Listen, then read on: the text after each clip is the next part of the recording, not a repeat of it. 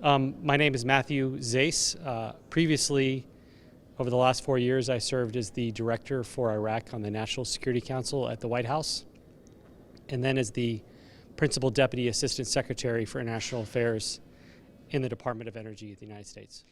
Yeah, so most of the gas, I think they just started capturing Garmian gas, but other than that, you're right. All of the gas in the Kurdistan region is undeveloped or associated gas from oil fields that's being burned.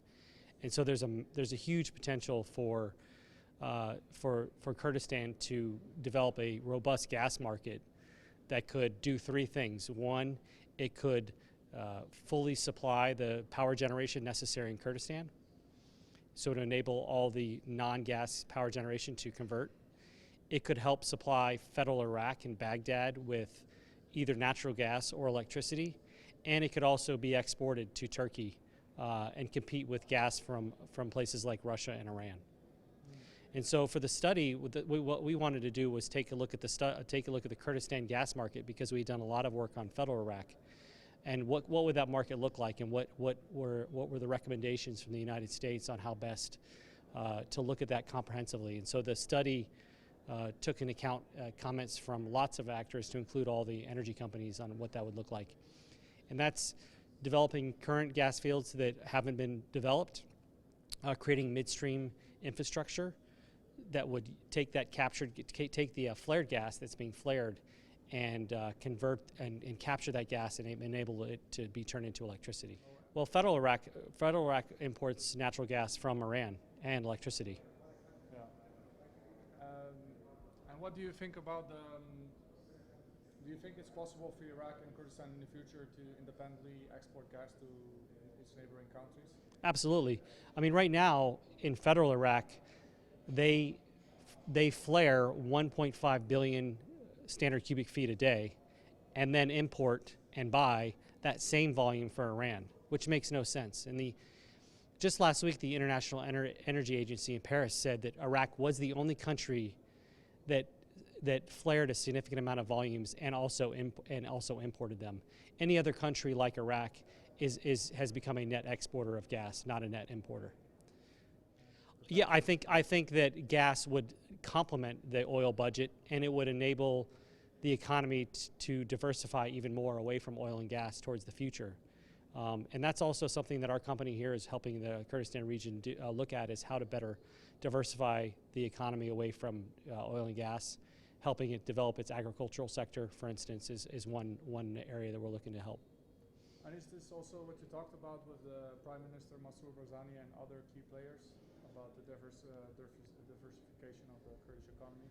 Yes, absolutely. We talked to the Kurdistan leaders this week about how we could help the Kurdistan region diversify the economy, because it's something that's very important to them. The agricultural sector is very important to them.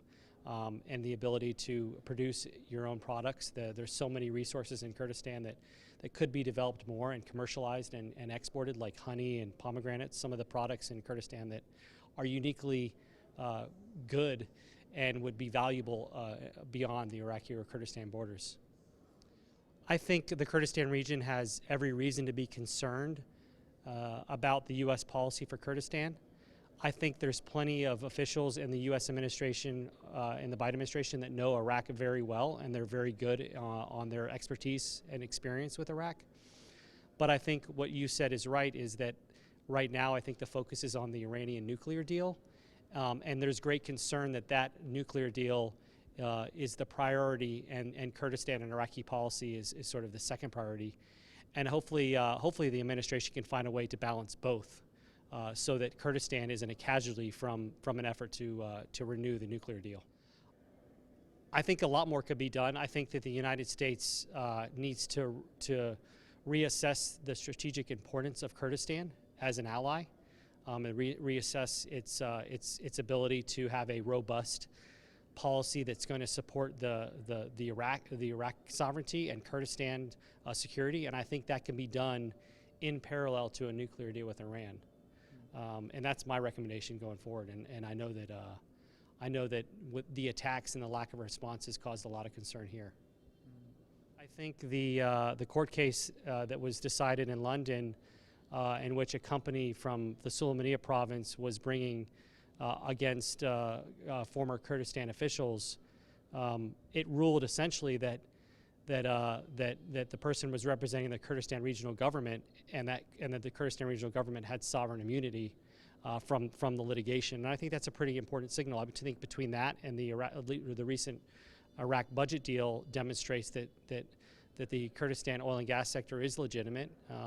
Certainly the international economy thinks it's legitimate because Kurdistan oil is exported onto the international market. And so I think that court case is just another affirmation of that.